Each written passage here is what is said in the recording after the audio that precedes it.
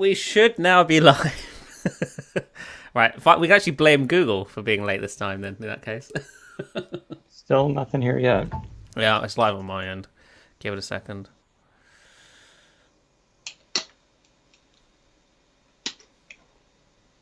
If you can see us, please say you can see us. I look super happy. There we go. I think we're live now. Yep. Sorry about that, everyone. YouTube had a moment, but we're here now. First stream without Mixer. So if you are somebody who used to listen on Mixer and are here on YouTube, hopefully you joined us. And if you are, let us know. Say hi, I was from Mixer. Because we want to see how many of you actually followed us. And actually, I'm ready to go when you are, Dan. Okay, just a second. My fan's ramping up suddenly in my computer. Oh my god. I can hear Luckily, that, wow. Well, I'd have RTX voice on, so not yet. Still a loud, Let's see what the that's a culprit loud is. fan. Something in Edge. It's probably YouTube. Probably YouTube.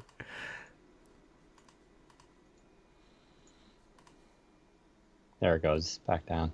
That DTS Sound Unbound keeps doing. I gotta uninstall that. Give me 2 seconds. Okay. This app, So, like, for can you some reason, restart your every once in a computer? while. Why is it that app is jacking my CPU to 50% for some odd reason? Goodbye. I made a terrible mistake this week. So I tried out Taskbar X finally, which sent us your taskbar stuff. Oh yeah, But I used the store version, and yeah, that's what I use. yeah, it's great. But when you uninstall it, it doesn't uninstall itself from the startup. So when you restart your computer, it's like I can't find this program, and there seems to be no fix for it. I can't figure out how to get rid of it. It's not in the startup folder. It's not in Task Manager. But it still wants to try and run it on startup, even though the program's not installed anymore. So I've had to reinstall the program just so that notification goes away. Crazy. Yeah. All right, let's start recording. I am now recording. 3, 2, 1.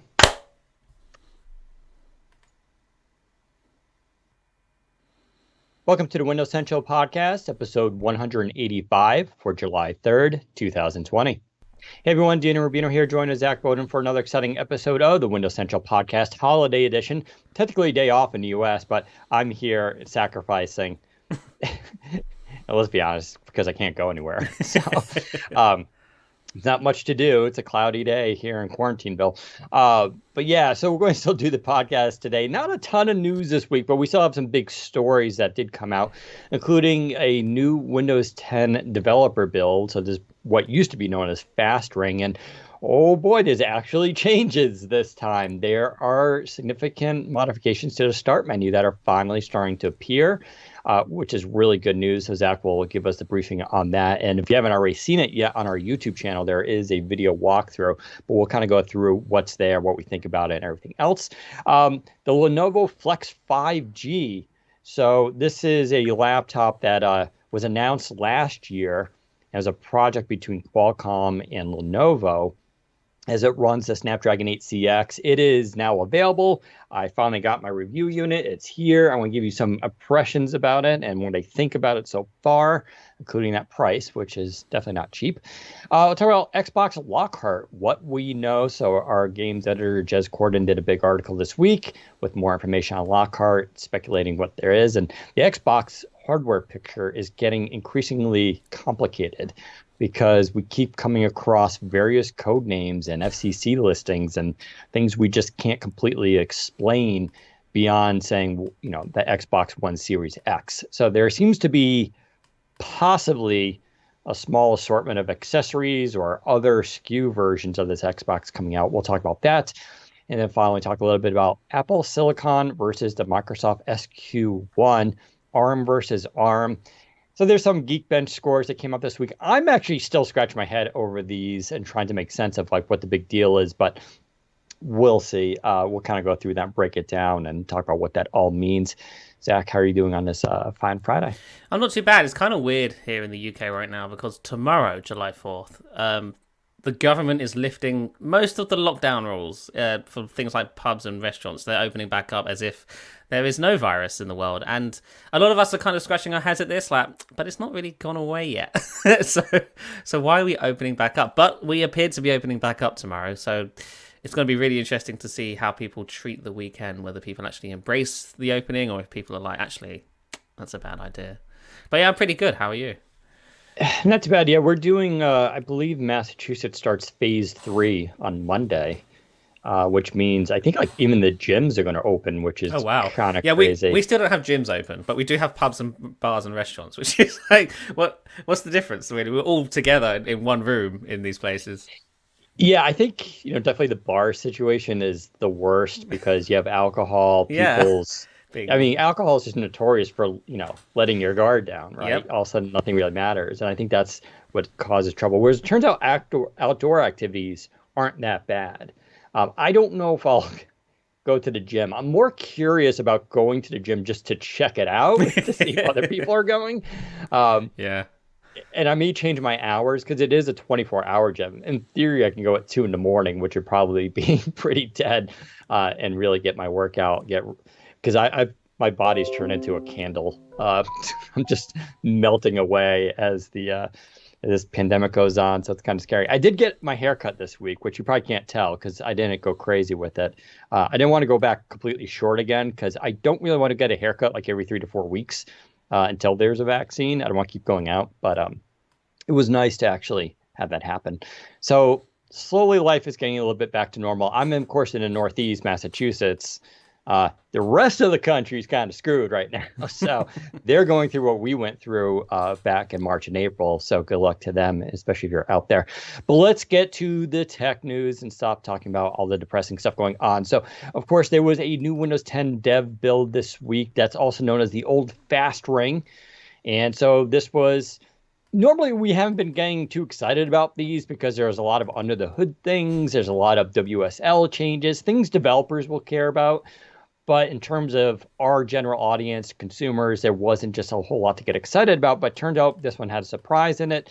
Zach, why are we kind of excited about this change this week in the Windows 10 build? Well, because this build actually has some notable surface level changes to the UI, specifically in the start menu and some minor changes elsewhere. We'll talk about that as well. But the main change in this build is with the live tile interface in the start menu. Live tiles are still here. They haven't gone away. They haven't been like radically changed. The behavior is still the same, but the UI has been updated slightly in the start menu. So the live tiles are no longer colored in the sense that if you look at your start menu today on a production version of Windows 10, apps sort of have their own color to them, or they follow your system accent color, which is set in settings. Not all apps followed this, which sort of created a really inconsistent interface, a very messy or noisy interface, as many people described it as. And then there's some third-party apps that just use their own design and color, which Spotify is a perfect example of that. But in this build 20161, Microsoft has streamlined the sort of theming of live tiles to all be the same color. It's based on your system theme now rather than your accent color. So if you're using light mode, all of the tiles, well, most of the tiles will be using a light theme, and they're also slightly translucent with blur effects. So if you have a wallpaper that has lots of different colors behind it and stuff, you'll actually see that bleed through ever so slightly, which looks really nice. If you're using the dark theme, exactly the same. The tiles will all be dark instead. Or even if you're using a colored version of these Windows shells. So if you're, I think that's, let me double check what that setting is called. We're going to personalization, go down to colors and scroll down. There's an option to show accent color on the start taskbar and action center. If you enable that, then the tiles will also sort of follow the color of your accent there as well, but they'll still be slightly translucent, so you still get that nice sort of acrylic effect with the blur, the wallpaper blurring through. They've also removed the sort of boxes behind the icons in the apps list, which gives it a slightly minimalist feeling as well, especially with the new colorful icons. It looks really nice, and that's basically all they've done to the start menu. But it makes a big difference in my opinion. The new start menu, I call it new, it's the same start menu just with a slightly updated design. The updated design in the start menu in this build is much cleaner. It's easier to look at, but not all apps support it. So for example, if third-party apps, for example, like Spotify again, doesn't follow this new theming, it's still using its old green live tile. I don't know if that's going to change. This is only the first build this has showed up in. Maybe that will improve over time, or maybe it won't. I don't see how it can for some apps, because some apps use unlike most apps just use like a PNG icon or whatever, which means you can actually change the background of it and stuff. But some apps actually take up the full tile with their own icon, and you can't pull the background from that. Spotify is one of those. I think Skype, or at least the UWP version of Skype, is another one of those. Sticky Notes, for example, and a whole bunch of other third-party apps as well. So it'll be interesting to see how long or how that turns out, because weather is another one of those as well. If you're using the weather icon and the live tile is on, which it would be for weather, you don't get the acrylic effects. It's just using the old icon, which is funny because on Windows 10 Mobile, if you remember, you could actually set the tile to be transparent or translucent rather. Hopefully they bring that back to the desktop version. But that's the biggest change to the start menu. I don't know if you've seen this, Dan. What are your thoughts? Yeah, I watched your video. I think it looks great. I mean, I like the change. It's not massive, but it does it does bring a new sort of fresher look. I mean, we've always been, as long as fans have been redesigning Windows for Microsoft, there's always been sort of pushed back towards the Vista era of translucency, transparency, and what's now called acrylic. And I actually like this look. I think it does look very modern and fresh. And because the hardware can now handle the graphics, if you remember, that was the original problem with Vista. The Arrow theme required a lot of specific hardware in order for it to work. And now the new hardware is kind of catching up, so it could just do it across the board for all devices. So, plus new programming languages and designs have helped too. So I like the look a lot. I'm still waiting for I want rounded corners. I think rounded corners, you combine rounded corners with an acrylic look, I think it's going to make this OS look a lot more modern, up to date, and just sort of pleasant to look at. I'm really against now hard angles and squares. It feels unfinished, doesn't it?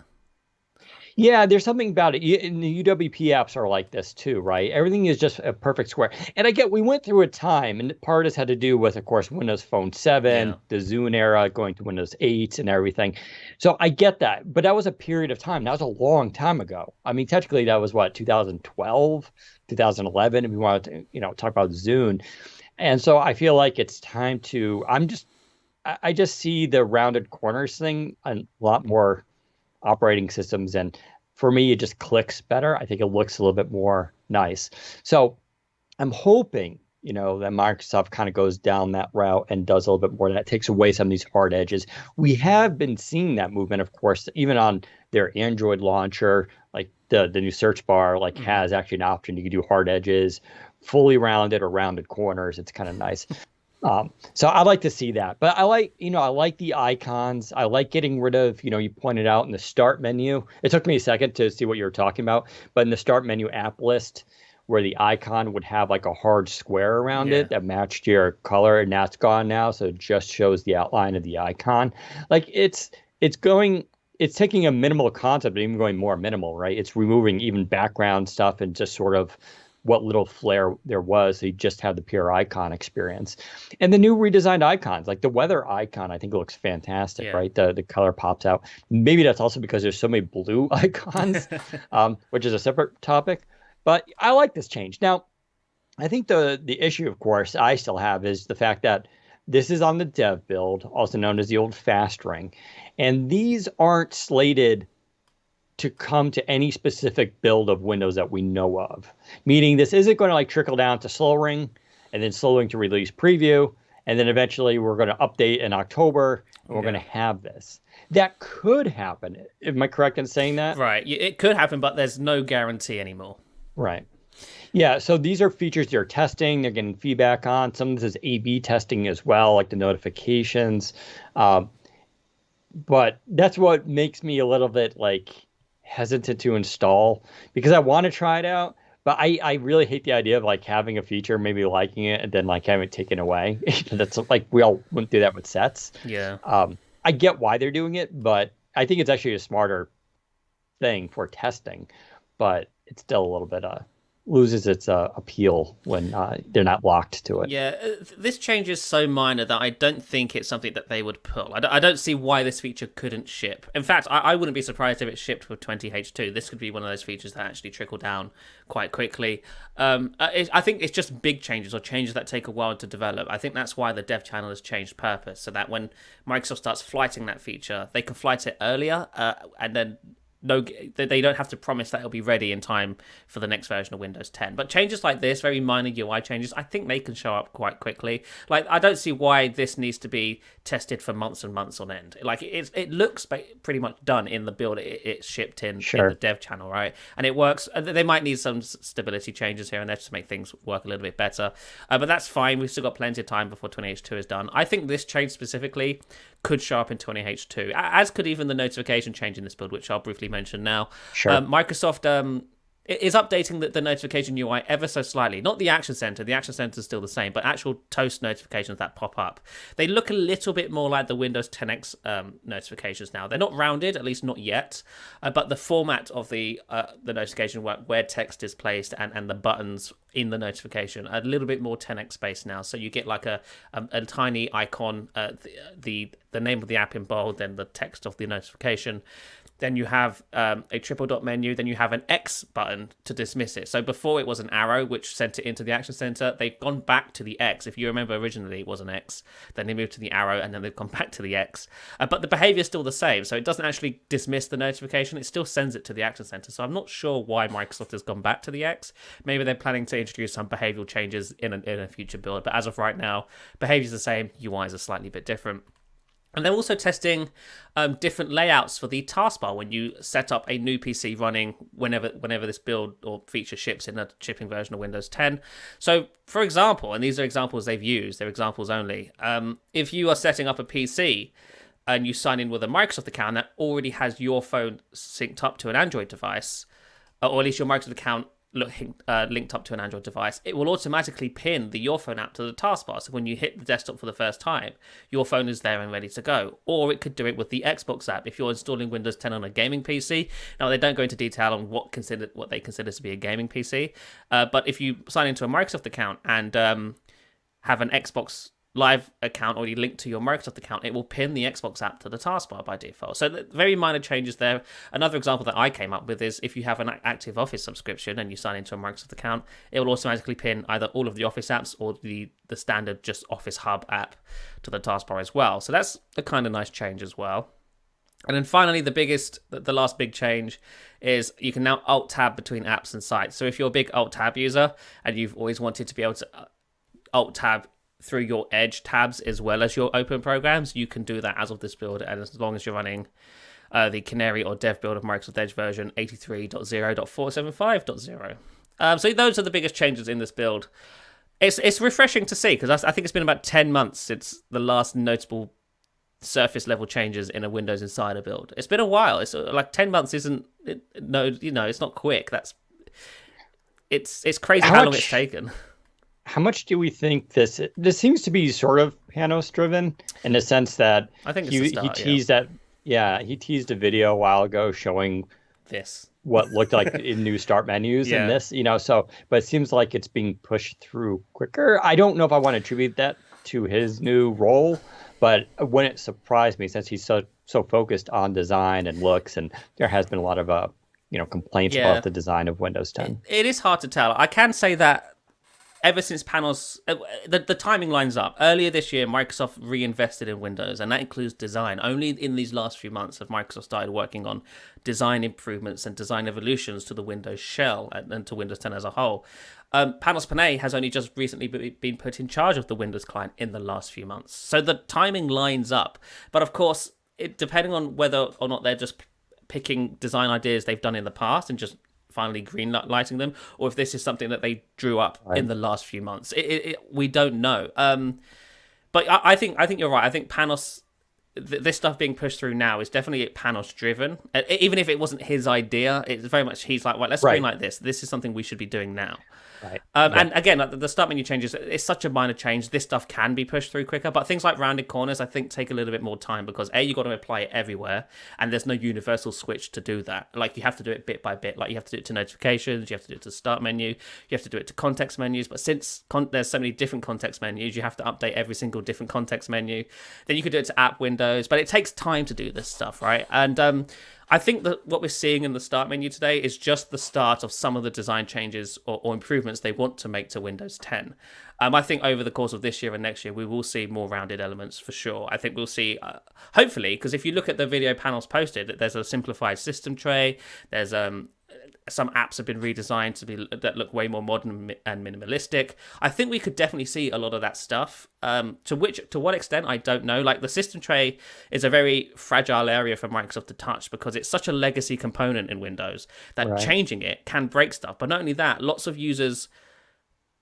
some users like it how it is, other users never use it, and then there's some people in between and stuff. Like, Microsoft does user studies, or group studies rather, where they look at the system trays date and time, and they see the current format, and then they show them the concepts, which if you look in Panos' video, you'll see that they've simplified the system tray so that it just shows the time or the date and time on one line rather than two. The one-line system is much cleaner. It's like a much more minimalist approach to the system tray. But in these user studies, a lot of users say they prefer the two-line because it conveys more information in a shorter space. But it's not as minimalist. It's not as modern.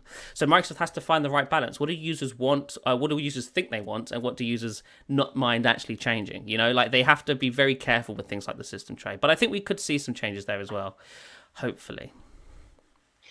All exciting stuff. Looking forward to more of these builds coming out. Right now, I'm still sticking with release preview, but yeah, if they can do the rounded corners thing, I think it'll make. For me, it's kind of like a whatever. I use Windows no matter what. I got to use it for my applications, right? But it does make it a little bit more exciting to be able to sort of, see that kind of stuff. So we'll see. All right, let's shift gears here to the Lenovo Flex 5G. So this was originally announced last year around, I want to say June. It was in Taipei, pretty sure, because I was there. That was before. I'd never been to Asia before, but I went twice last year, which was kind of fun. And so this was announced by Lenovo. And at the time, I was kind of excited, but I was also kind of mixed. So there was no release date for this thing. And so it was going to come out sometime in, like, I don't know, 2020, basically. That's all we had to work with. And I just want to turn my notifications, focus assist. So we had no date on it. And at the time, there was a prototype. We got to kind of see it. And it looked like a Yoga C630 to me, which was a laptop I had already previously reviewed. I actually like it a lot. And, for at the time, it was technically a $900 laptop. It eventually came down to like $799. I think you could even get it for $699. It was a Windows 10 on ARM running a Snapdragon 850. And for me, it became sort of my daily device because the battery life was very good on it. And it, just did everything I kind of needed to, especially, being always on. I could use it in the back of cars and stuff, which I needed at the time. So when I saw this, I was like, okay, so it's kind of like an updated version of that, but it was hard to get excited over. Also, they finally announced it a couple weeks ago. It's now on sale for Verizon. It's been out for about 2 weeks. It's not locked to Verizon. I want to make that very clear. So obviously what happened here is Qualcomm, Lenovo, and Verizon teamed up because it is the first 5G laptop. Verizon has a little bit more game right now in the 5G space. And clearly there's a partnership marketing thing going on here. So in exchange for being exclusive to Verizon, Verizon's pimping it on their websites, promoting it in ads. It's available as one of their first 5G computers. So, as a result, though, you have to have some sort of Verizon marketing on this laptop, which is very mild, but it is there. Even the default screen is like a Verizon. It's all black with a little check mark for 5G. But let's go over the specs quickly. 14-inch display, full HD. It does have the Snapdragon 8CX. So this is the same one that's in the Pro X, basically. It's clocked a little bit below, but that doesn't matter. I actually ran the benchmarks, and I'm getting effectively the same speeds as a Surface Pro X, because we're only talking about it's like 2.85 gigahertz versus 3 gigahertz. It's not a huge difference. It does have 256 gigs of storage, 2 USB Type-C ports, a full headphone jack, which the Pro X doesn't have. And they have a fingerprint reader on the keyboard deck, but now they've also added a Windows Hello camera, which is really, really nice. And I was, like I said, going into this, I was like, okay, it's it's slightly newer, but I actually really like it a lot. It's a very it's a more premium version of the Yoga C630, specifically the display. The display is way better on this. When Lenovo goes sort of like cheap on displays or tries to save money, they tend to get like a yellowish hue to them for the whites, and the color accuracy isn't nearly as good. But this one is actually very sharp. The color contrast is there. It gets very bright. It goes over 400 nits of brightness. Now, I still have complaints. It's a 16 by 9 display. I wish it was 16 by 10 or 3 by 2. I think it's imperative on these kind of devices. It's also it's a glossy display, which to me is weird. I don't know why they wouldn't do an anti-glare. I'm not saying matte, but they should have done anti-glare since this is a device you're going to use everywhere, including outdoors and back of cars. Like glare is a kind of a big deal when you're outside. So why would you not put an anti-reflective layer on this? I don't know. But the battery life is supposed to be really good on this. They're of course claiming a full day, like meaning 20 hours, right? But realistically, I've said this before on the podcast, the Surface Pro X had a 38 watt hour battery. The Galaxy Book S had a slightly larger one at 42 watt hours. This has a 60 watt hour battery. That's a huge difference. So this actually should be able to go like 8, 10, 12 hours of hard usage. It does have 5G. It's 5G that works on all carriers 5G. There's nothing SIM locked about this device. It falls back, of course, to 4G if there's no 5G. And that's where I am right now, there's barely any 5G, especially on Verizon. I'm going to have to travel to go test this. But it just falls back to 4G, which is nice. One of the cool things they did, and I can show you here on the side if you're watching the video, is on the side here, they have a kill switch for airplane mode, which is really kind of clever. So if you're traveling, you're going on an airplane, or you're not going to use this for a few hours, you could just flick that switch over and it kills Wi-Fi and the internet. And you don't have to worry about using data or any battery drains or any of that kind of stuff instead of being always connected. I think that was kind of a clever idea for them to do on this kind of device. But so far, the trackpad's also very good on it. It's very smooth, very accurate, and has a nice click. So I'm actually really, really happy about this. Will it replace my Pro X? Yeah, actually, possibly. Wow. This is going to it's tough because I really like the Pro X design as a whole, but this is more of a traditional clamshell laptop, but it does turn into a convertible to flip around. It has top firing speakers now. It's another big improvement over the C630. C630 had, I believe, side speakers. They weren't great. These are top firing. They're bigger, and it has Dolby Atmos support, which definitely does give a little bit more spatial audio quality to the sound. So the audio on it's actually pretty nice. What I like about it, it's one of the fastest. It's definitely probably one of the fastest ARM devices I've used, just because of all the components, the way they work well together. When you open that lid, which you can open up one-handed, which is really nice, that Windows Hello camera is just on so quickly and logs you in faster than what I've seen even on the Pro X and even the Samsung Galaxy Book S. The performance is very good on it. I don't know. I'll have a hopefully fully written review next week. Now the downside is it's $1,400. That's expensive. The original C630 was like around, like I said, 900, 800, then came down to 700.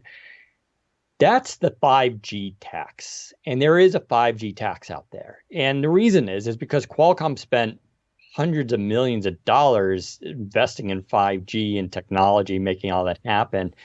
And for the next couple of years, they got to recoup those costs. And one way you do that is you basically put a surcharge on those chips. And we've seen it in 5G phones are more expensive. We're seeing it now on a 5G laptop. I was just watching a documentary on the B-2 stealth bomber, which cost $2.4 billion a piece, I believe. And they were supposed to order like 100 of them. They ended up just getting 20. But the same thing there, they said Northrop had spent billions of dollars basically research and developing this plane for like 20 years. So they were charging a lot more for the plane to recoup those costs. So that is how technology works. It sucks. That said, I don't think, let's be honest, most people don't need 5G right now. The people who are going to be really interested in this are business professionals, people who need to work remotely on the go, want the fastest data speeds. And to them, money isn't a big deal. They're not really looking for budget devices. They're looking for a premium experience that delivers performance. And this does that, right? So it's a really nice laptop. Like I've had no issues running it in terms of performance so far. And so, yeah, it's expensive. That will come down in price. We will see Intel 5G systems, the Latitude 9510, which I actually have here. I'll throw some pictures up either today or tomorrow. That's the 9510 2-in-1 is getting 5G, but not until the fall. It's the same thing with HP's Dragonfly. There's a 5G version of that, but that's not coming out to the fall for some reason. You can order those now 4G, but if you want a 5G device, you can buy it right now. It's this one. It is coming, I should mention too. I know Verizon exclusive in the US, but you could buy it and use it on AT&T, Sprint, T-Mobile. It'll work. It is coming to the rest of the world too in the coming weeks and months. I mentioned in the UK, it's going to go to EE and a couple other carriers in Europe and stuff. So if you're interested in this device, it is coming. I really like it though so far. It's pretty great. They did a really nice job with it. Good to hear. I'm interested to see how quickly or slowly 5G takes off in the laptop space, because it's kind of, in smartphones at least, 5G is this year and next year. Like every flagship launching more or less has 5G now, right? I think 5G is the new norm going forward for new smartphones, but I don't see that being the case for laptops, at least not yet. I see a lot of laptops still, if they do have LTE, it is, it's 4G LTE, it's not 5G enabled. Yeah. Like I wonder how long it's going to take before the default for new PCs with always connected internet is 5G. Yeah, I think it'll probably be at least another 2 years. That said, a lot of these companies, HP, I mentioned, their Dragonfly, and some other devices that are coming from Dell, they're coming out with 5G. It's an interesting thing because up until now, well, you could still tether your phone, right? Like you could get a 5G phone and tether it, but you're still going to. The reason I'm against tethering is because one, it's a pain to use. It's just not cool when you're on an airport to have to bust out your phone, turn on a hotspot. Hopefully it connects up, put it back in your pocket. Remember to turn off your phone. Have to worry about your battery on your phone, especially if you're doing 5G. At least on a device like this, like I open that lid, that thing is it's connected to the internet instantly.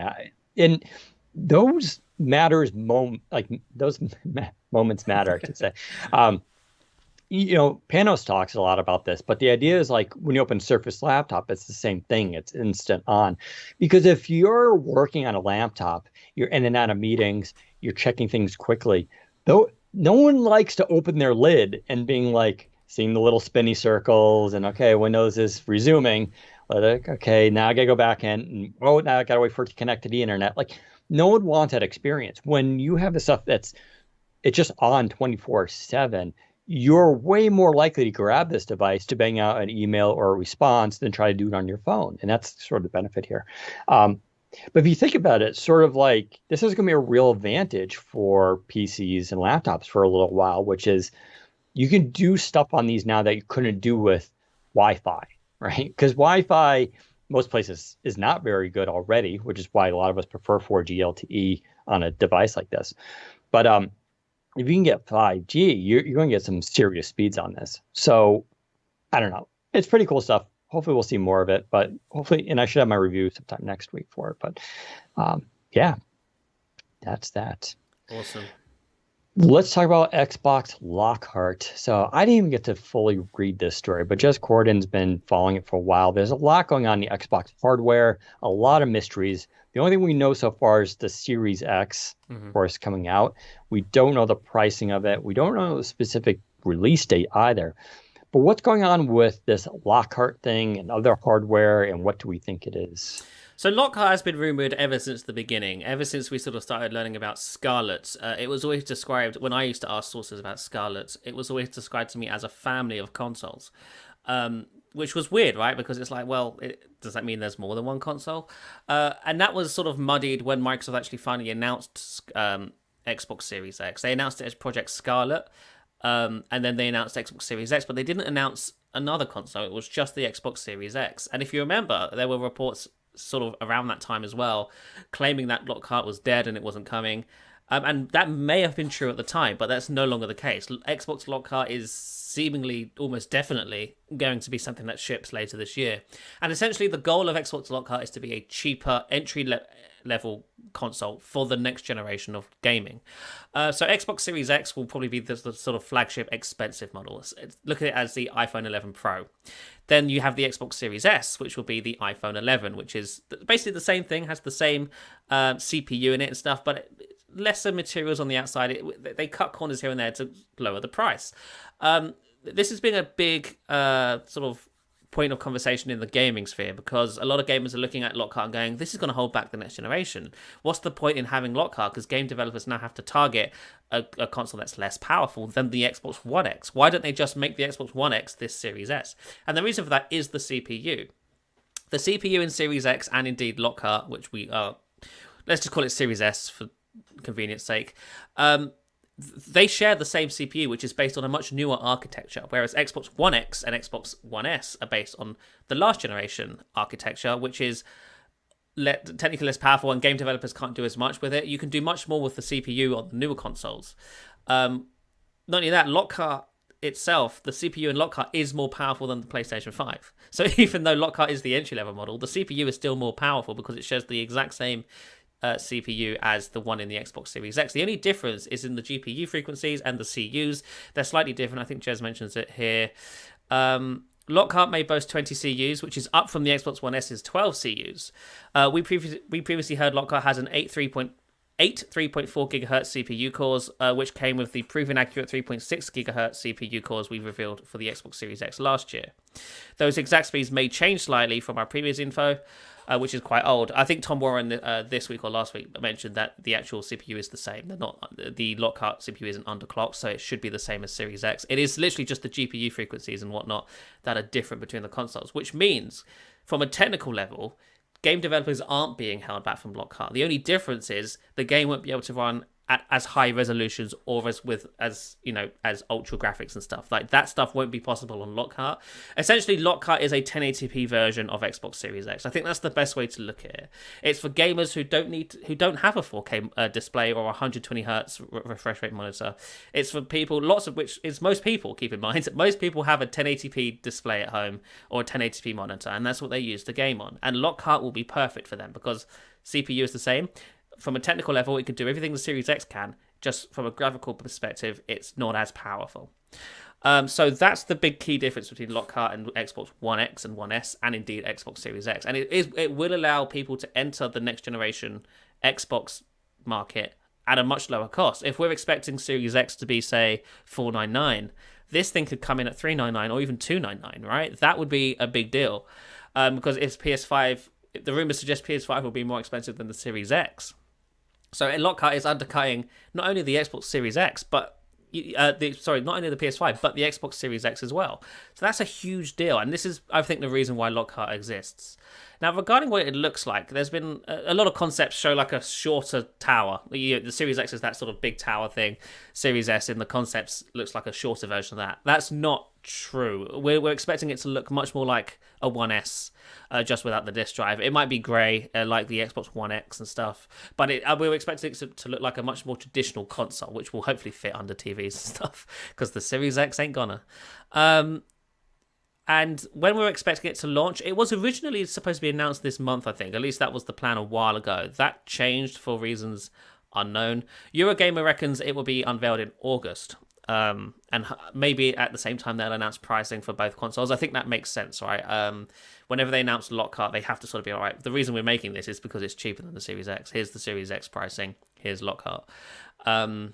And I maybe they delayed it because they're still waiting for Sony to announce pricing. Because again, they're still doing the chase, right? They're waiting for Sony. Sony's waiting for Microsoft. Who will bite the bullet first? So that's going to I was going to say, I mean, we talked about that on the podcast, I believe, last week, where they probably have a range they would like to sell both these consoles at. There's a high price where they can make more profit. And if they can do that, still have a strategic advantage. Like, you don't want to be like, the PlayStation 5 is $499, and then make the Series X like $250 because like you could probably charge like 350 or even 400. You'd still be cheaper. You still get that benefit, make it a significant difference. Uh, and Microsoft could still make a lot of profit off of it. So they probably, that's why you have this game of chicken between these two companies, is they're kind of both waiting to see what they're going to do. Hopefully, though, we'll find out soon. Yeah, there's a lot of going on with the Xbox hardware. I know there's some other code names been floating around and people are trying to figure out. Sony does have their headphones that are coming out with it, and of course the new controllers.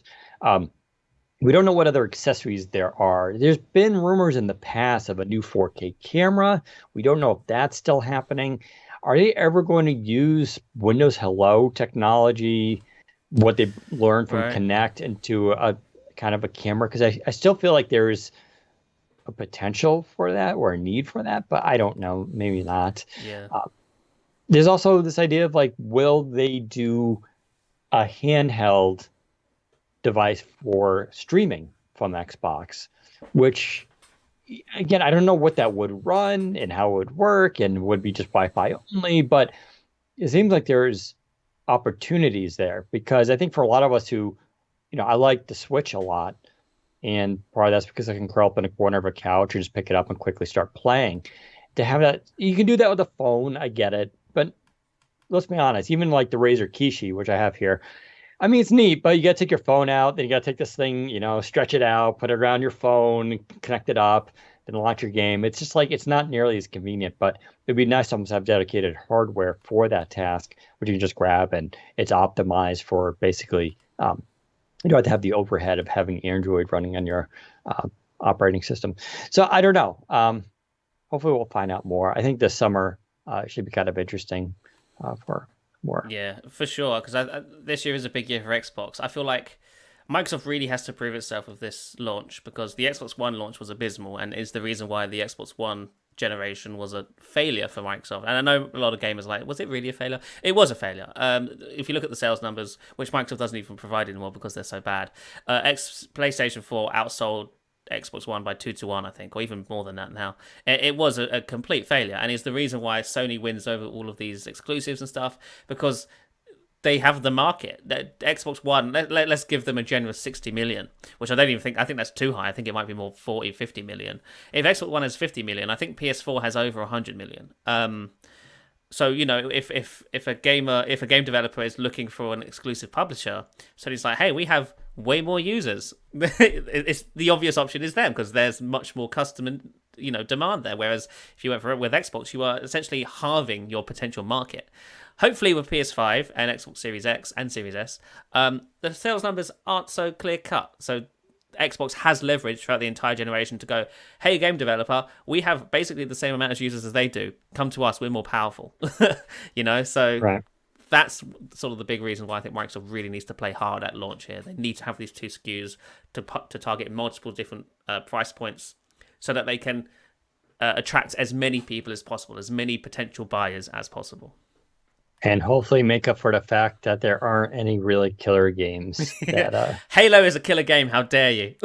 Yeah, except maybe Halo. So, but we'll see. I tried playing the last Halo. I couldn't get into it. I was never a big Halo fan, but or rather, I should say, I'm not a fan. I just never got into it, and the last game didn't do anything for me to help with that. The last game wasn't that great. Yeah, I know. So. We'll see, though. Kind of exciting stuff. Let's talk a little bit about Apple Silicon versus Microsoft SQ1. So this was, dev kits are going out for Apple's ARM initiative, which is, they're switching over their laptops to their own processors, which we've been talking about for years now. There was no reason why they shouldn't. Their chips are very good and powerful. And so some numbers came out, and I'll admit, I'm probably not reading this stuff right, but let's see if I can bring up the article here. I think there were some numbers on Geekbench, and that's really the only way you can compare Windows and Mac using the same processor is using Geekbench. But there's a lot of kind of controversy around Geekbench in the sense of like it's not one-to-one, and some have argued that the Geekbench it just sort of favors Apple a little bit more. I don't know. I'm not really qualified to go into those details. I'll just say a lot of people point out that it's not the same. Plus, raw numbers in terms of performance, it matters at a certain level. At another level, of course, it matters how the OS is optimized to do that. Although I guess you could make the argument that iOS is very much optimized for mobile usage, whereas full Windows 10 desktop is not as much. So I don't get so they posted this scores here. They say the 2020, so the A12Z Bionic got a single core score of over 800 and a multi-core score of over 2,900. So, okay, and I don't know, there's been debate about some of these are emulated or it's native. I'm not really sure. I think it has to be emulated because Geekbench doesn't have an ARM compile. They don't have a version of Geekbench for Mac that's ARM yet. Okay. So then, but Geekbench, when you install it on ARM, I guess it is compiled for ARM. I'm not really sure. It's still an executable. You're downloading and installing on Windows. Yeah. I think Windows. I think Geekbench does have a native client for Windows though, for ARM. I think they do. Yeah, I don't know how the app works. There's definitely it recognizes the processor, tests the ARM speed, like it can do that. Even Geekbench 4 allows you to switch the architectures. It'll run a native ARM benchmark, and then it also will run a Win32 version, which is weird because they don't have that in Geekbench 5 for some reason. So that's 2,900. Yet they say the SQ1 and Surface Pro X got 600 in single core and 2,600 in multi-core. That's not true. It's actually way higher than that because even I got over 700 and near 2,800 for my test, because on the SQ1 it's like an Intel processor where you have recommended, battery saver, and then performance mode. And if you turn to performance mode, it does run at a higher speed. And if you're doing benchmarks, I always run my stuff on performance mode because you do want to see what the chip's actually capable of. Yeah. So I don't see the huge difference here. I guess it's this idea that the Apple version's running emulated, right, whereas the Windows version's native, and it's still kind of beating it.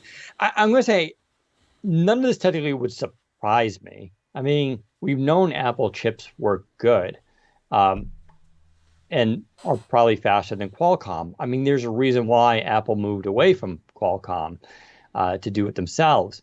Qualcomm has a different business. They need to make chips for a bunch of different devices, including now Windows One and the Android devices, and different price points, and they got to recoup costs and all this. Whereas Apple makes a chip, it's just for itself. It doesn't need to worry about overhead. It just goes, we're going to make the best chip possible, put it in our devices, and sell them for a lot of money, and we'll recoup the cost that way.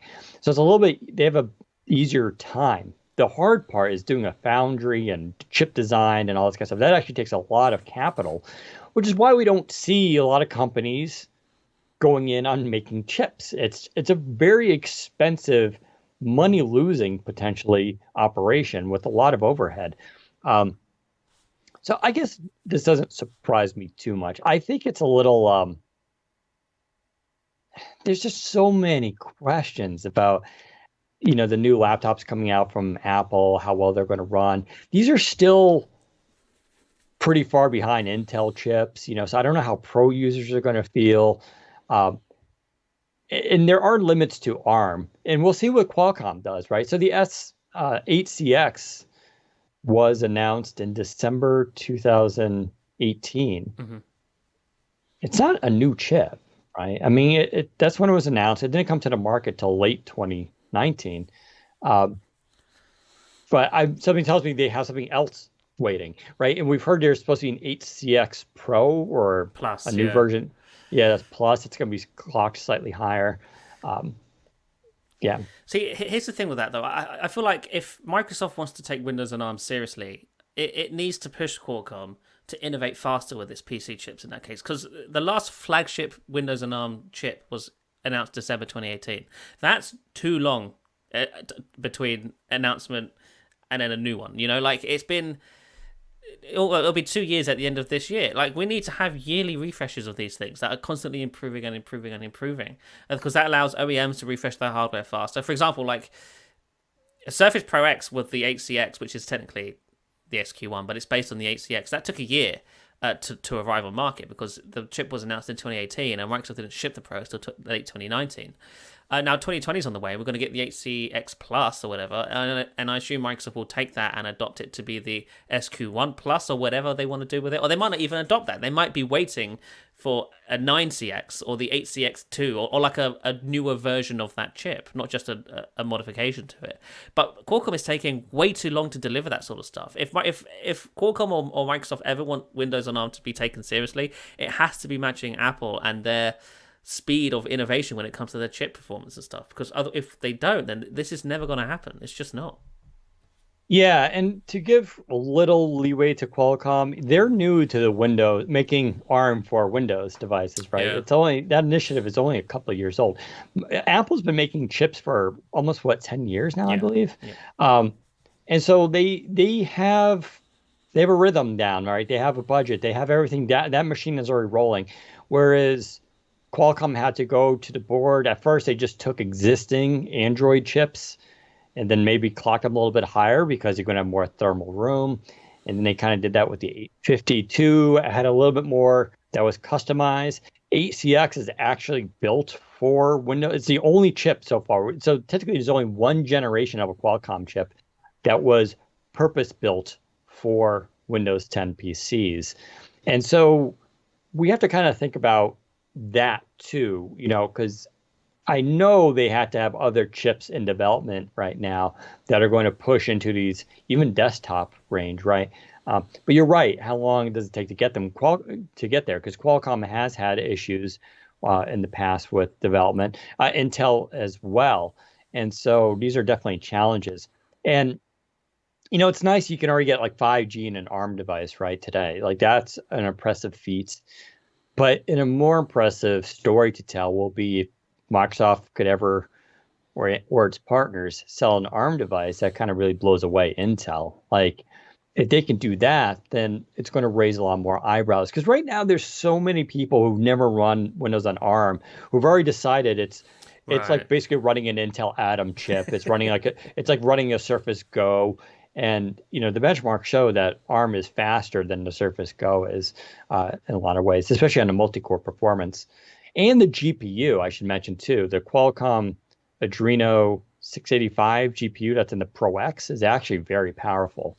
Now, there's not a ton that leverages it yet, including for video games, but it's actually a pretty powerful GPU that and it's, can be Iris Plus even. So, but yeah, we got to wait to see more from Qualcomm and everything like that. I'm still hopeful, but it's a gamble. This is what happens when you don't make your own chips. I think Microsoft needs to make its own chips. I think they really do need to get into that game for their own hardware. If Microsoft wants to take its hardware seriously, even more seriously than it already does, they should make their own chips. I think that's a natural next step in because you have the hardware line and a first step to that is expanding it. You get you had the Pro, then you had the Book, then you had the laptop, then you had the phone, the Surface Duo and stuff. Like, they've expanded it, the Studio. They've expanded the line. Now they need to start integrating vertically as well, as rather than horizontally. I think they need to start doing their own chips. I think that's a natural next step in evolving the Surface line, in my opinion. Yeah, I just want to address someone, Curtis Webb, saying in comments, but Microsoft's been designing their own chips for a few years now, the HoloLens and Surface devices. When you say design, you got to put that in quotes. Right. So that is not like, I don't believe that's Microsoft developing the chip themselves, right? And designing the chip. Because designing a chip that's a thing, right? You have to have a whole lot of engineers and they do have some of these people. Microsoft does have, and Microsoft Research, they do design chips. Like there is research there for that, even with the quantum computing stuff, right?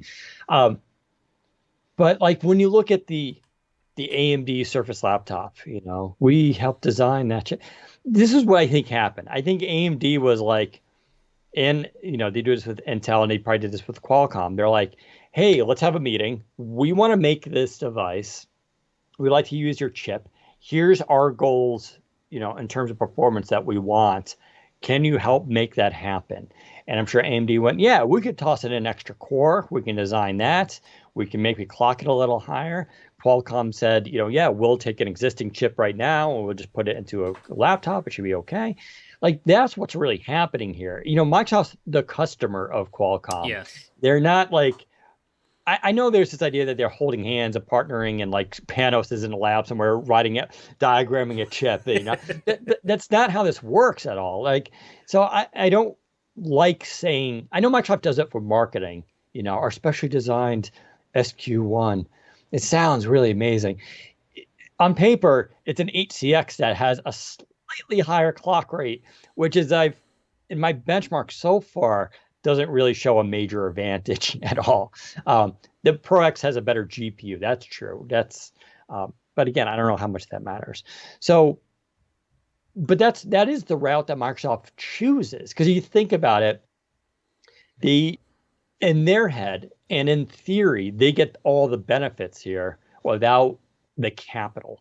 I don't think Satya Nadella, he doesn't want Microsoft to be a hardware company. Yeah, we have Xbox, we have Surface, but Surface for them are about these sort of halo devices that are meant to sort of drive innovation. They're not meant to compete against and destroy Lenovo, Dell, and HP, right? So them we're going to make our own chips. I mean, it'd be cool, but Intel, Qualcomm, like that's going to cause problems, right? Well, to be fair, that the exact same was said when Surface was announced anyway, right? That was going to cause problems with the OEMs. OEMs, and don't get me wrong, some OEMs actually were upset at Microsoft, but it wasn't like, oh, this is going to destroy partners forever. Like, partners are, I think, thriving more than ever, even with Surface on the market. And I think that Microsoft could do with chips what it did with hardware in the Windows space, in the sense that it could show these other people who make these similar products what should be done. Surface was the sort of, here OEMs, here's what you should be building. Because you've got to remember, 2010, 2011, Windows PCs were ugly. Laptops, they were thick and gross. Right. Like, nothing came near the MacBook. But after Surface, that all changed. The same could happen with chips. Microsoft could come out and say, hey, look at this chip. This is what we've built. Intel, AMD, everyone else, do that. And maybe that could work. So the only issue I would have then is just sort of like, so what's the architecture? Right, of course, Do they do this for ARM? I would put all bets on that, or do they go into x86, which seems like that would be a mistake. Yeah, I mean, it seems like sort of like, I mean, x86 is going to be around for a long time, but it's a legacy. The exciting stuff is happening in ARM because like this laptop here, the Flex 5G, it's not light. It's just under 3 pounds. It's quite thick as well, isn't it? Oh no, it's actually really thin. Right, but it looks thicker than I was expecting it to for some reason. I don't know why. Yeah, that's because it has a 60 watt-hour battery. Right. Yeah. So you couldn't really make this device with Intel because the Intel board is too big. It would have, or you would have to chop out a lot of the battery. Right. Typically you see 50 watt-hours in an Intel device, 48-hour. Not 60. 60 is pretty big in this. Mm-hmm. And so it's a dense, not light laptop, but this thing. I'm confident I'm going to get at least 10 hours of like actual hardcore usage out of this on a single charge. Plus you get the 5G stuff. So that's the exciting, that's where all the innovation's happening, in my opinion, right now in ARM, x86. So then they need to go into the ARM business. Samsung has done this before with its Exynos processors, but even Samsung is sort of backed away from Exynos. What's it called, Exynos? How do you pronounce it? I think it's Exynos, yeah. Exynos, like those were kind of big a few years ago. There was always that issue. You could buy a Samsung Galaxy, which processor are you getting? And like there was like some was saying, oh, it's better for battery, it's better for performance. And now Samsung themselves have sort of phased out that chip. Not in the UK. Oh, you still have them now? Oh, the S20 is the worst phone I've ever used because of that. In the UK, it uses the Exynos 990, and that chip is abysmal compared to the 855. Is it or the 865 in the US version? It is. Yeah. It's a joke. There were a couple of generations a few years ago. I think it was around the 810 and the 820. Snapdragon, where the Exynos was actually a bit better.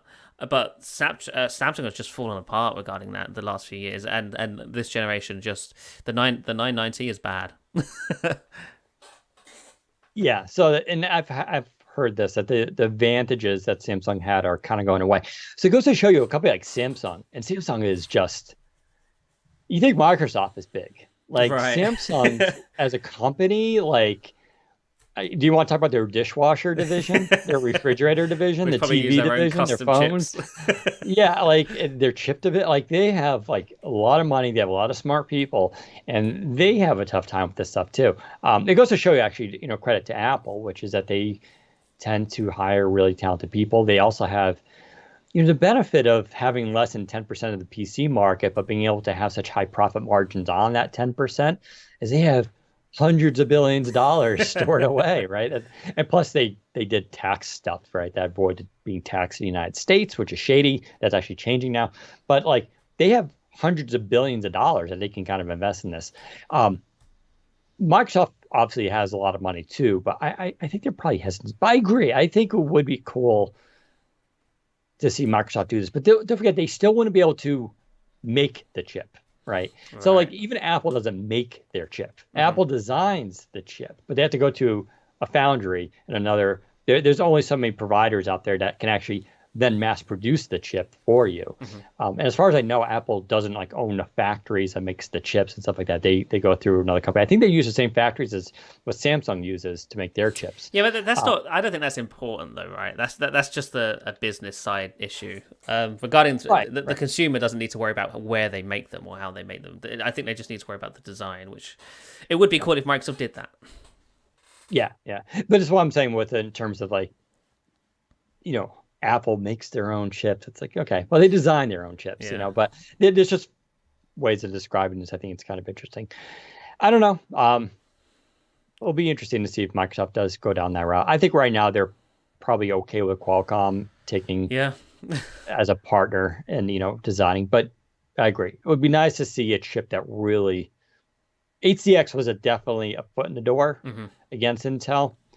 But it'd be kind of nice now to see something that really sort of like... It needs to improve faster than this. Like 2 years without a new chip is insane to me.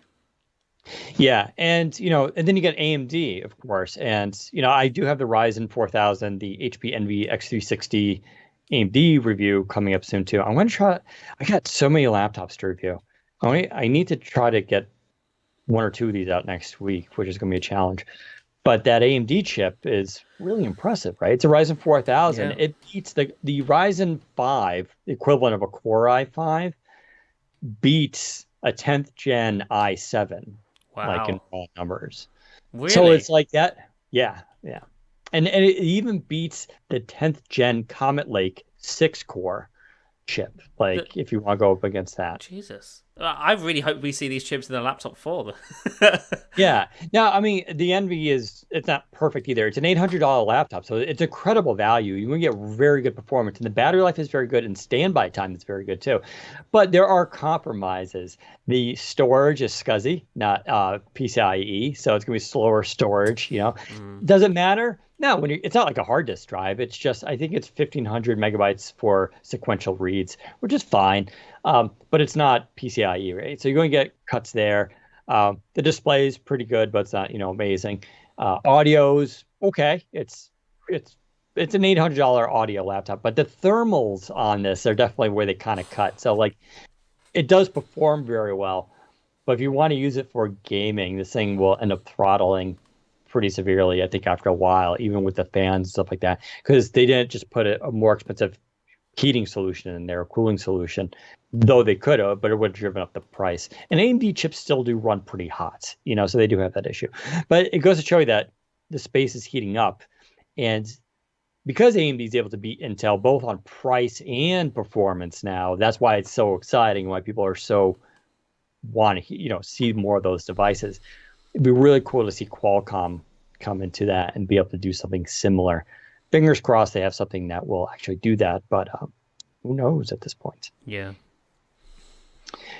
Let's see, what else did we have on this podcast? Was that it for the? Oh, yeah. So that was. I want to talk a little just 2 minutes about the Oura Ring. So I got it right here. You can watch the video. It's a it's a ring. Um, as people know on this podcast, I talk a lot about wearable technology. I think it's absolutely fascinating because I think it's a really big area. And this ring is 0.25 grams or 0.25 ounces, 7 grams, I believe. It's very light. It's made out of titanium, so it's very strong too. This is the Heritage Stealth Oura, O-U-R-A, if you're listening to this. It's not cheap. You get the a regular version for $2.99. The stealth version, which is basically all matte, and it's kind of like a special one, is $3.99. Damn. Yeah, and that's what this is. I don't know if it's not really worth to get the stealth, but it's kind of a flex move, people call it, like when you get this. They send you a ring sizing kit when you order it. So they send you the kit, and then you can try it on whatever fingers you want. You don't need to wear it on your ring finger. You put it on any finger you want. Pick out your size. Then you go back to your order, enter in the size. You keep the kit, and then they will send you out your ring. So this ring is amazing because it has obviously a full battery in it. It recharges wirelessly. It has a little thing you just drop it in. Battery life is supposed to be up to 7 days. It's probably more like 5 days. That's pretty incredible still. 5 days of battery in this thing. It does steps. It does sleep analysis, really good sleep analysis. It does breathing rate. It does heart rate. It does your pulse and all this kind of stuff. And so it's effectively like a Fitbit, but on your finger, which is, it's just nuts to me that they can fit that much technology. Plus it operates on Bluetooth to sync up to your phone too. The app is really nice. It gives a lot of detail. The sleep analysis is pretty good. I still think Fitbit does better sleep analysis. And plus Fitbit has the SpO2 sensor, which can help detect possible sleep breathing issues like sleep apnea, which I don't think this has. But Oura has been getting a lot of inroads in terms of research, medical research. They've donated a bunch of them to first-line workers, and there's a couple of universities doing research with it. The NBA has a deal with Oura now where if you're a player in the NBA, you can get a ring and then your team will manage it. And the idea here is they've had research now that shows that this can help predict when people are going to get sick 3 days in advance before they actually show symptoms, which is crazy because, and they're working out on another, so they want to use it with the NBA so they can help detect if players are infected with COVID. They don't know it yet. You don't want someone to be coughing and feeling sick because they've already had it now for a few days, right? The incubation period on COVID could be like 7 days or something. So how it does that is it actually, because it monitors your temperature, your skin temperature, it monitors throughout the night and throughout the day, and it will basically tell you if your temperature is going up. If you're normally 99.1, which is like what I am, but all of a sudden I'm 99.8, and then, hitting 100, 100.2, like these little micro changes. Most of us don't like notice a fever till like 102 or something like that, right? But this can show in advance. I find that just super amazing, right? So I think it's really cool technology. I'll probably try to do a little review of it on Windows Central. People are interested. There's another one out there called a Motive ring. It's another smart ring. I went with Oura because there's just a lot of research. They have a little bit better PR almost because once they did that NBA deal, it kind of made me look at it like, okay, something worth checking out. But I'll try to do a review on Windows Central. But I think it's this is why I hope the kind of technology Microsoft gets into someday. I think wearables are just going to be like we're going to just wear technology that constantly monitors our health. And I think that's really impressive. The Samsung Galaxy Active 2 watch, you have it, I have it, is now a new feature coming out that can detect blood pressure, which is like, we're getting used to the idea of like detecting oxygen levels in your blood on a device. We've already got used to heart rates. Now the idea of blood pressure. Now the Samsung one requires an external device that you sync, like you get a baseline, but then for ongoing for 4 to 6 weeks, basically, the watch should give you an accurate measurement of your blood pressure. That's massive because as people hit 30s, 40s, 50s, especially in the United States, in people's health, that's when you start to get these kind of things. High blood pressure is like really, really deadly for people. Like people don't realize how that can quickly rocket up and how much of that affects the rest of your health. So I don't know. I think that stuff is cool. I'm really happy with it so far. I don't know if it'll replace my Fitbit. It doesn't have GPS, obviously, so it doesn't do that stuff. I feel like my Fitbit would still be good for bike rides if I want to measure those kind of things. But it also works well with Apple Health. It fully integrates there in terms of syncing up different features, and they talk to each other. So if you do an exercise with your Apple Watch, it'll show up in Oura like, oh, that's what you were doing during this time. So generic like exercise. I don't know. Neat stuff. What do you think about these kind of things? I think it's really cool. On the subject of wearables, though, we should briefly talk about North and the focals that you were quite a big fan of, and so was I actually. I like the idea, but Google has ruined all of our dreams. Yeah, so Focals is another good example. This is a Canadian company. They're kind of like a startup. They came out with these smart eyeglasses last year. I was in talks with them to go try it out. At the time, it was kind of a pain. You had to go to a store, right, and actually get physically fitted for it because you had to line up your eyes with the camera and all this kind of stuff. They've since solved these problems, but I was going doing that. But then they decided they're going to be doing version 2, which has been in development for a while.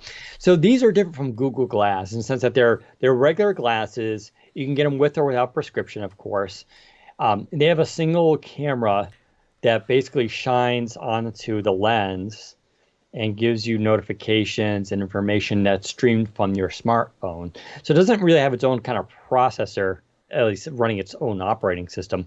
It does Bluetooth and all that kind of stuff. There's no external camera, which solves the whole Google Glass kind of issue, which is kind of weird. I don't know why Google couldn't just make Google Glass without the external camera and just have information. Because what people want is sort of this idea of walking around with a heads-up display, right? So you're walking around. Oh, and the cool thing about the Focals, which was really nice, you would have another ring. And I'm not a huge ring guy, by the way. That did take me a while to get used to. But you would get a ring, and the ring would have a little joystick on it, like a little nub.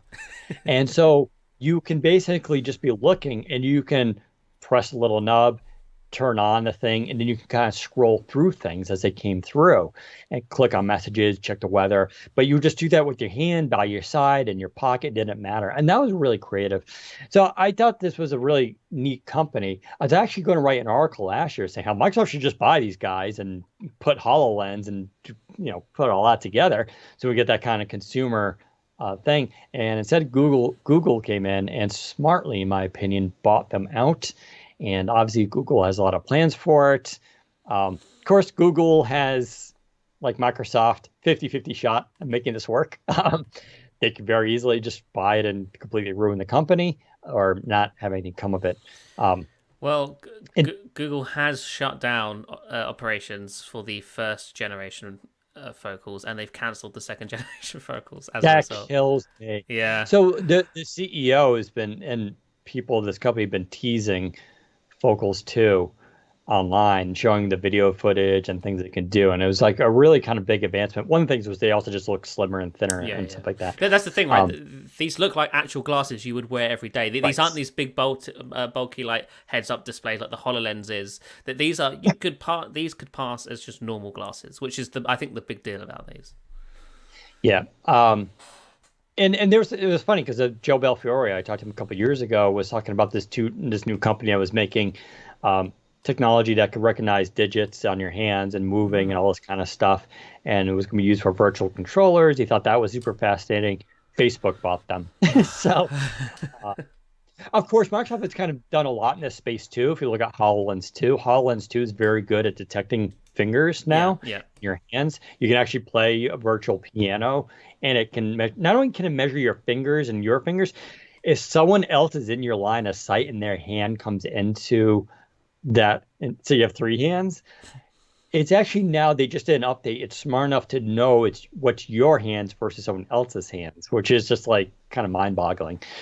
So I think sometimes Microsoft probably evaluates this stuff and thinks we're already ahead in that area. We don't need this stuff, or we can do it better. And that's maybe why they're not doing these kind of things. But yeah, I don't know. The wearable stuff is just like, it's really neat. I'm blown away. it is a shame that they cancelled the next gen focals and stuff, and are basically cancelling the first gen focals as well. But I assume that Google is doing that because they are planning to do their own version of this, and I imagine they're doing it to compete with what Apple's rumored to be doing, which Apple is also rumored to be doing smart glasses in the next couple of years, and they are rumored to also look like normal glasses. They're not, it's not going to be this big bulky headset. It will be a pair of glasses you put on, and it syncs with your iPhone and stuff. And I assume Google wants the same thing, but with Android and Pixel, or just the Android ecosystem as a whole. Microsoft has HoloLens, which, although right now is technically the furthest ahead from a technical standpoint, it can do the most. It is also, from a physical standpoint, the bulkiest, which is funny because HoloLens 2 is not bulky compared to HoloLens 1 and other head-mounted displays. But compared to a pair of glasses, like just standard eyeglasses, sure, it's huge. And if Microsoft ever wants HoloLens to enter a consumer segment, which I don't think they do, honestly, it would be nice, don't get me wrong. But if Microsoft ever wanted HoloLens to enter the consumer market, they do need to slim down that technology enough so that it can just act as a heads-up display on some glass, on a normal pair of glasses, which is what Apple and Google are now able to or will be delivering at some point soon. Yeah, and we brought this point up before. I don't know how they solve it, because with Apple, their theory is pretty simple. The iPhone, with its bionic chip, it's a very powerful computing device in your pocket. That's what's going to drive the software and those glasses. And Apple is known to do magic things when it comes to wireless accessories, right? The AirPods, the Apple Watch, they all seem to work beautifully with the iPhone, and you don't even think about it. Whereas on Android, for example, Bluetooth is a nightmare. Yeah, and Google has this advantage too, because they have Android, so they can try to copy what Apple's doing, but it'll be the same problem that Microsoft faces, which is they have to make it compatible with everything for OEMs, and so everything gets a little bit watered down. Don't forget Google, for all the success. The Pixel line is tanking. They're having a lot of issues with that, right? The Pixel 4 is just not sold well. Yeah. They've canceled, apparently, the Pixel 4a, and there's talks that it may just be renamed the Pixel 5a, because Pixel 5 is about to come out.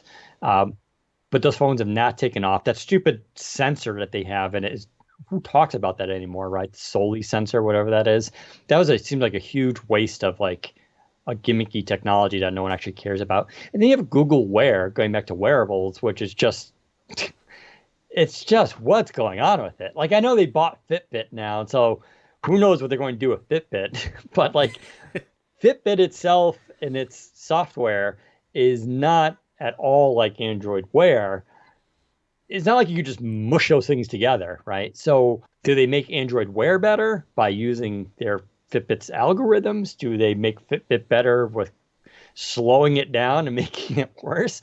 I don't know. So, it goes to show you that it's not always green on the other side. But yeah, I think that should be about it for this week, unless you had anything else. No, I think that's pretty much it. Cool. Well, we'll go and do some questions and answers and comments if you guys have them now about stuff we did talk about or didn't talk about in the podcast. Let us know. Otherwise, if you're listening to this recorded, you don't get to hear that part, and I'm sorry about it. But you can always join us live Fridays, 2:30 p.m. Eastern time on YouTube/Windows Central. And you can watch our video and join the chat room there. You can also watch the video of this podcast there as well. They are saved on the channel, so you can go check those out.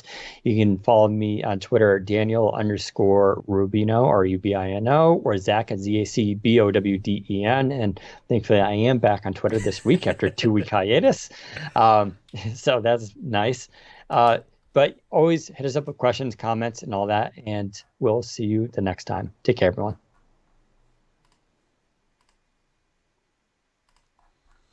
Sounds good. All right, question time. If anyone has questions, please, now is the time.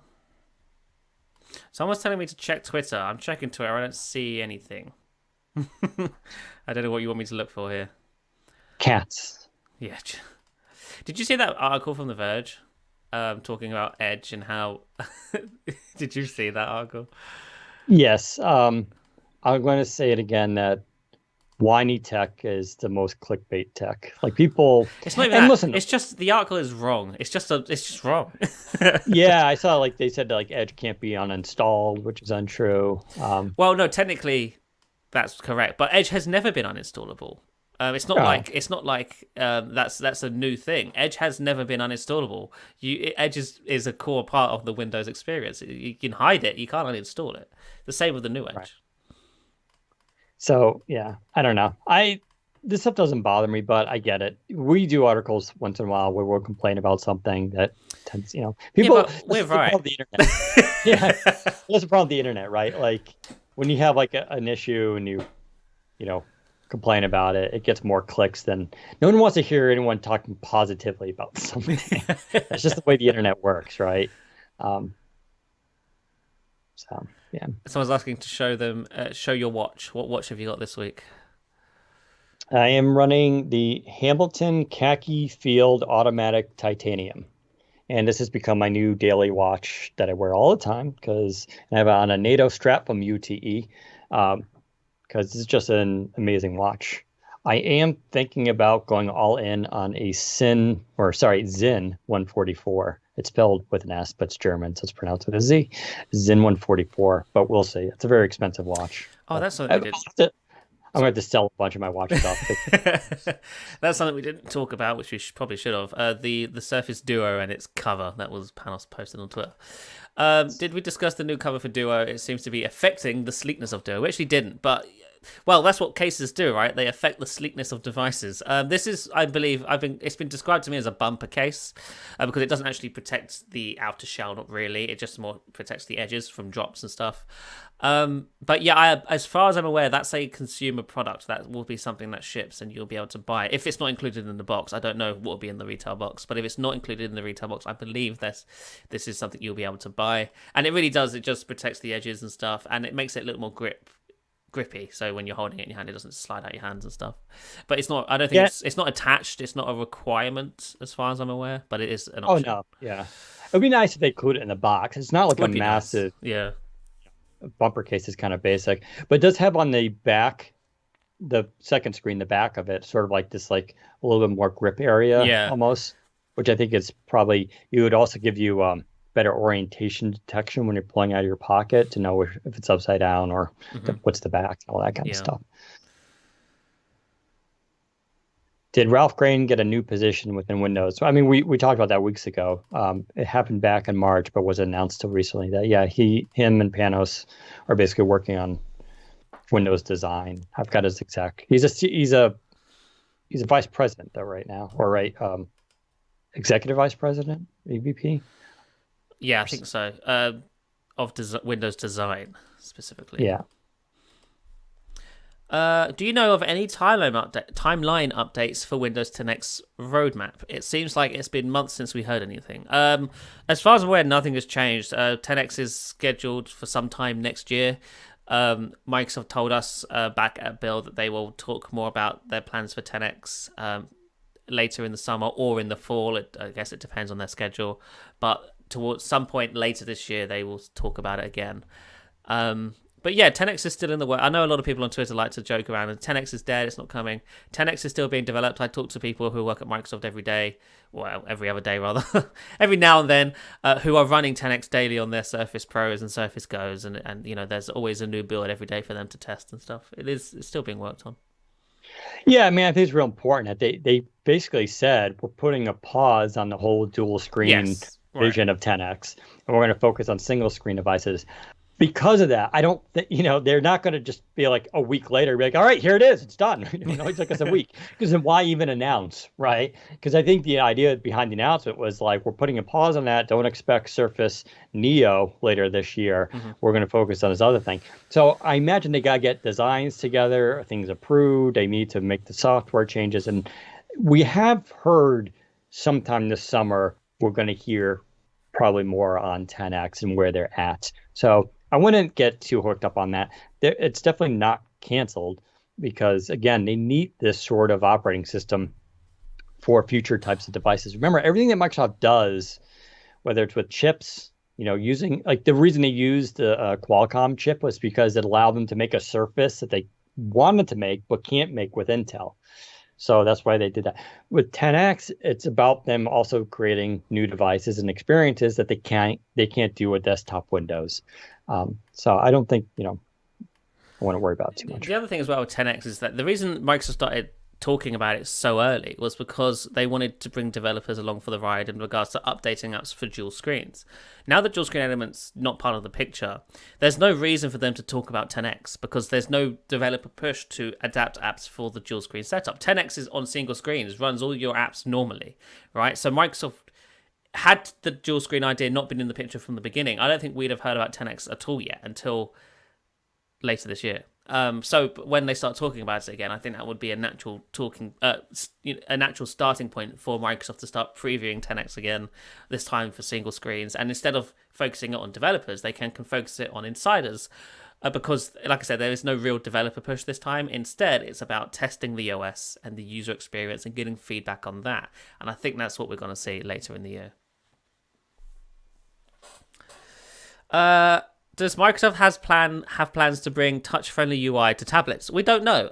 Panos has recently been put in charge. He could drive that idea, but we haven't heard anything specific about that. In fact, with the build that was released this week, Microsoft has actually changed the behavior. When you flip a laptop or tablet into, when you're using it as tablet mode, it will automatically just keep you on the desktop and just make desktop elements a bit bigger. It won't enter you in tablet mode anymore. You can manually do that if you want to, and you can change the setting in settings to automatically do tablet mode, but they are pulling the automatic switch to tablet mode out from being the default option, which tells me that tablet mode is dead, or at the very least deprecated, or not being worked on anymore, and they're working on something else instead. Service Hub 2X dead. As far as we're aware, I still think we'll see some kind of Windows Core Surface Hub in the future, but I don't know if it will be in the form of the Surface Hub 2X. Any rumors on what's coming in 20H2? As far as I'm aware, I've been told to expect some minor UI updates, which I think could be the start menu stuff that we've seen in the build this week. But I'm not expecting any huge changes in 20H2.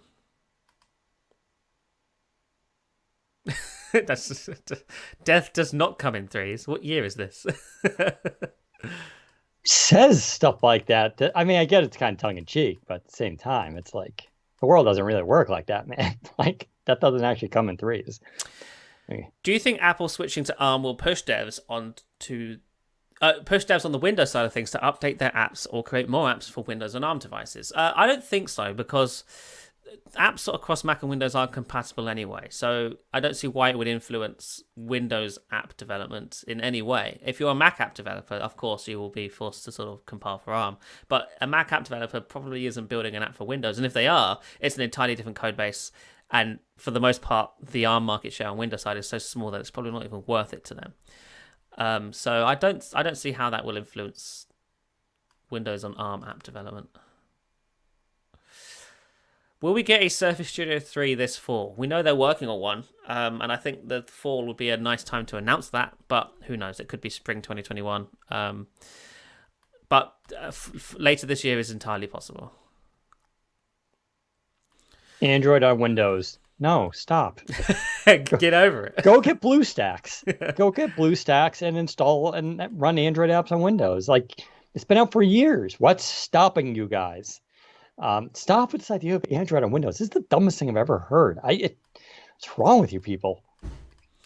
Is Duo still planned for the summer, or did the pandemic affect those plans, pushing it further away? As far as I'm aware, it's still planned for this summer. The summer has only just started. I think it only started in the last couple of weeks. We have a long summer ahead, so it could be next week, it could be 3 weeks, it could be 7 weeks, it could be the end of the summer in September. We don't know. But I continue to hear this summer we will hear more on Surface Duo, and it should start shipping soon after that. So, yes. Trust me, if those plans change, I'll be the first to let you know. One thing you guys would do if you were in the place of Panos. I mean, it's such a weird question. I mean, no offense, but it's like am I a genie? I just imagine things, like bring back Windows Phone. Yeah, all right, bring back Windows Phone, like. Would I put Windows 10X onto the Surface Duo? Maybe. Actually, I'm very pragmatic. I just want anti-reflective displays on Surface devices. Like, they can just do that. Maybe HDR. I'll be actually pretty happy. I feel like they have a good team in place. They're very confident in their designs when they come out, which is why Duo still seems kind of interesting despite some of the hardware lacking there. If those Panos pictures were from the Duo, the camera is beyond trash, lol. I don't think they were from the Duo. I mean, they could be. Like, there's no way I can verify it, but as someone who does a lot of photos, that pic to me looked like someone's lens had a smudge on it. That was go put your fingerprint on your camera lens right now. Go take some photos. You're going to get that kind of smear effect. It could have been Duo only in the sense that the Duo's camera is flush with the display. And if you're opening and closing the Duo, there's going to be a good chance you're going to get your fingerprint onto the camera. And that's maybe what we're seeing there. So I wouldn't put too much. Listen, like, we'll just wait for the reviews. Yeah. Like, we're going to get the camera. We'll try it in dark nighttime stuff. We'll try it outdoors, and you can then judge it. I think going off of simple photos on Instagram is totally stupid if you're into photography. You realize that's a really bad way, especially if you didn't take the photo and you're not controlling, like, for instance, is your lens clean? Yeah, so. Any solution for mobile apps on Windows then? No, because nobody wants that. If you're somebody looking for mobile apps on Windows, you should be using Chrome OS, because that's a platform that has mobile apps for some reason. But nobody is asking for Android apps on Windows. Nobody's asking for phone apps on Windows. It's just not. It's not something people want. The smudge is to help manage expectations. Yeah, it was purposeful. Yeah, like, no, I think if you go, most people take, and I've seen your photos too, a lot of people out there on the internet, most of you take terrible photos. I'm sorry. You're not all very good. I get sometimes you get like a Samsung and you go take a picture of a mountain that's like really famous and, noon, it's bright light, and you're like, look at my amazing photography, and you did nothing except make a square. But most of you are terrible at photography. So, and there's a reason why Samsung phones actually have fingerprint detection, which is like, it actually will detect a smudge on some of their lenses and be like, it will tell you like, hey, you may want to clean your lens, because it's such a problem because some of you are so gross and you just mishandle your phones all the time. So that's all I got to say. Some of you are so gross, he says. Yes. It's true. I saw a question up here. So a few people asking, do you think Apple will support Windows on ARM through Boot Camp and stuff on their Apple Silicon? No, I don't think so. In fact, I think either Apple has said it or some sources have come out and said that Apple are not planning to support Windows at all on Apple Silicon. Yeah, I mean, it'd be interesting. I guess in theory they could. Yeah, in theory they could, but I don't see why. I think, but there's a lot of drivers, and like Yeah. the chip design is going to do things that there's going to be parts of that chip that's optimized, for iOS that won't have any counterpart on Windows. And I don't know how you make all that stuff necessarily work. It's not a simple swap outs, just like you can't swap out, ARM and Intel. Someone's asking, do you think we'll see any updates to File Explorer? Possibly. I mean, I don't think we'll see anything major. I don't think we're going to see a complete rewrite of File Explorer. But I think with things like WinUI 3 on the way, which allows developers to take UWP UI and apply it to legacy programs, I think we could see some modern-ish bits of that show up in the File Explorer in the next couple of years. And I do say years. A lot of people are like, why does this stuff take so long? The fact is, Microsoft didn't really start working on any UI updates to the Windows shell and stuff until earlier this year. That's why. All of those Fluent design concepts you saw in 2017 and 2018 were just concepts. Nobody had greenlit those, which is on Microsoft's behalf for making us believe that they had. Because Microsoft, in all of those sessions about Fluent design, and when they were showing off Windows stuff, at no point did they say, none of this is actually in the works. They didn't say that. They just let us believe that this was stuff they were working on. I've asked around about this. That stuff hasn't been worked on and probably never was going to be worked on. But only earlier this year did they start doing some UI, start planning UI changes and begin working on that. And in the Panos' video, which we talked about, I think you can see where their head is regarding that. And I think they will deliver some of, if not most of that. I think the app updates, UIs and stuff might be the last thing that comes. But a lot of the Windows shell stuff, I think, could show up.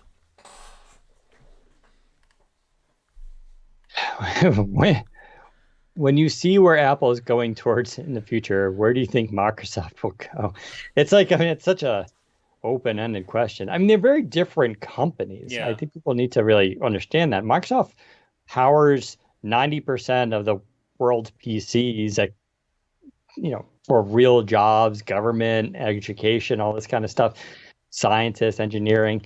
They have less than 10% of the PC market. Now, iOS and the iPad, you factor that in along with the iPhone, they have a very strong ecosystem. I've said it before that the Apple Watch, I think, is one of their most impressive pieces of technology. I think if you combine something with Apple Watch with the idea of like some kind of AR glasses and the power of an iPhone, it's a very powerful system for consumers. And that's a huge market. And, that's fine. Microsoft isn't all about the consumer market, and that's fine. They make stuff that helps power stuff in the consumer market, but they're not directly trying to compete there as much.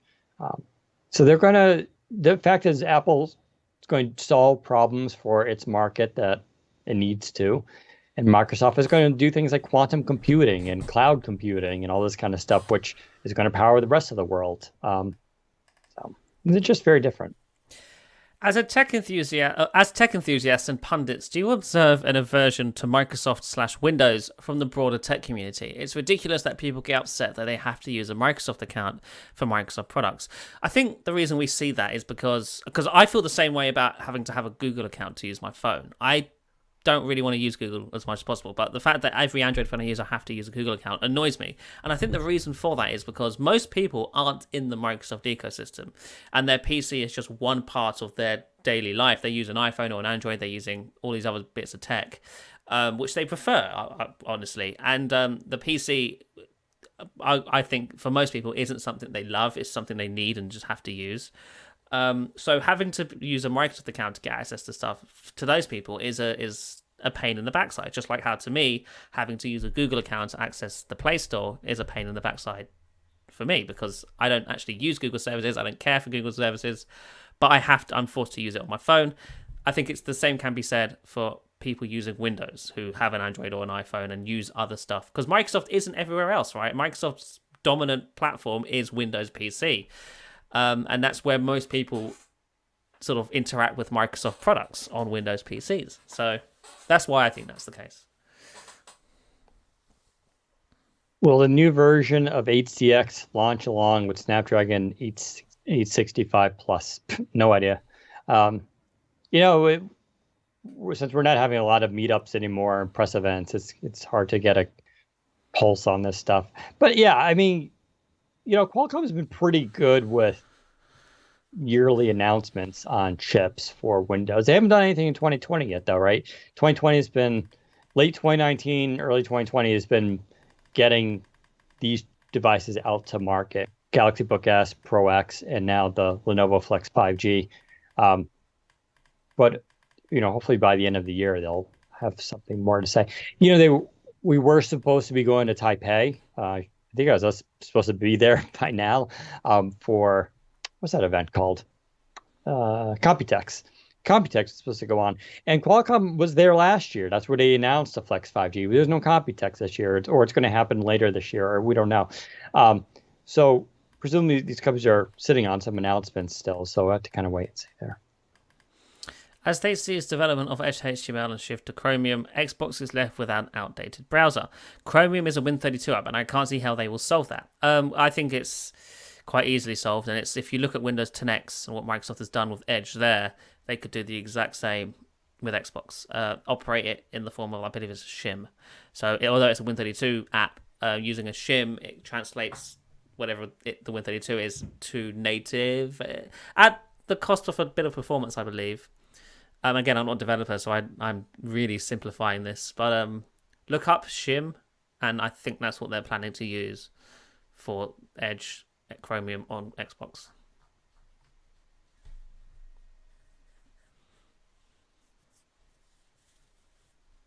Someone's asking about the xCloud on Windows. No word, but we are expecting still something this summer. Although Jez had something, but I don't know if we should talk about that. I don't think we can. Yeah. I thought about mentioning it, but I think he said not to say anything. So okay, yeah. So there's still some changes they want to do before they release it, is all I'll say. It's not bad. Some of these changes, no, they're not bad. It's just things that like it's a different, not a direction, but a different way of doing it kind of thing that they decided to so that may be why we're not getting it right now. Whereas because we saw that app get released a while ago. It wasn't released, but it was leaked basically that allowed game streaming. So yeah. Do you think there will be a third Xbox Series or something? I don't think so. I think we'll see Series X, Series S, and possibly, and I don't. This could happen. It could not happen. We don't know. Some sort of handheld for Project X Cloud. But I honestly, if I had to put money on that, I wouldn't. I don't think the handheld will happen. But it's possible.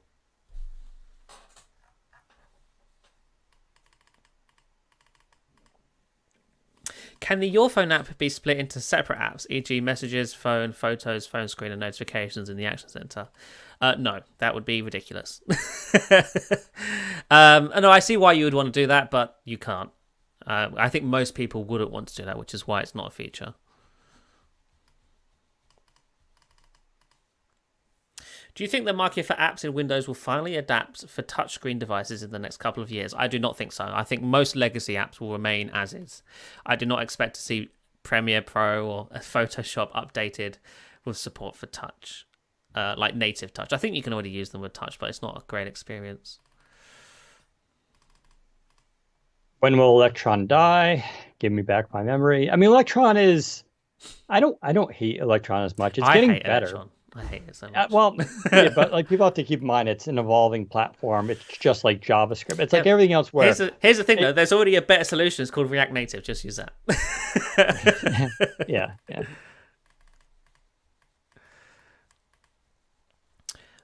Someone was asking here. I've lost the comment. Someone's asking, I hope with Duo they will be able to limit the Google services as much as possible in Duo, like syncing contacts using Outlook only, offer an alternative store like Huawei, etc.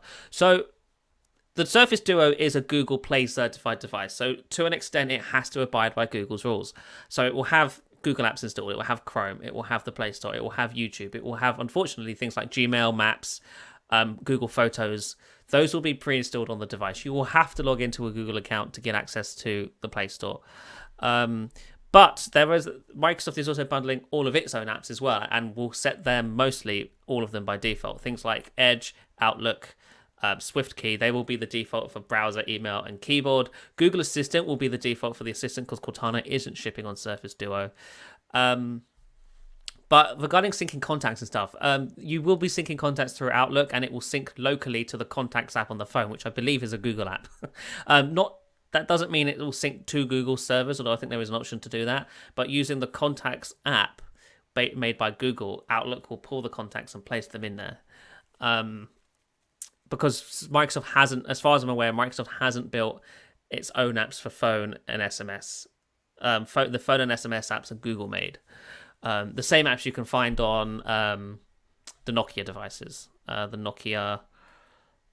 their latest Android phones, because Nokia doesn't build its own SMS or phone clients. They just use the Google ones, and Microsoft is doing the same here. That could change with Duo 2 and future versions. Yeah, I was going to say, software. I mean, it's a version 1, right? And you can't put everything in version 1 that you want. Otherwise, the device will be just indefinitely delayed. I mean, the original iPhone, they couldn't run apps, didn't have copy paste. Like they learned and evolved. I think if Microsoft sees success with selling these devices and Android and all this kind of stuff, it'll be reason for them to then invest in making more apps natively run on the system if it's popular and people want that and request it. So I don't think but right now, if I was doing an Android phone, would I rewrite my own SMS application? Probably not. Why? Like, there's so many. The Google messages is actually really, really good and supports RCS and all that. Samsung does their own, but it's not as good.